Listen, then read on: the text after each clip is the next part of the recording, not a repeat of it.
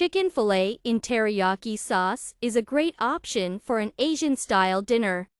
Teriyaki sauce gives the chicken a special unique taste.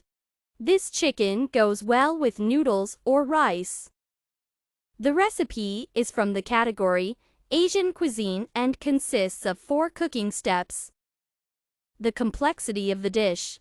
Medium. Cut the chicken fillet into pieces. Pour the chicken fillet with teriyaki sauce and leave to marinate for 10 minutes. Fry the chicken fillet until tender. Pour the finished chicken fillet with teriyaki sauce.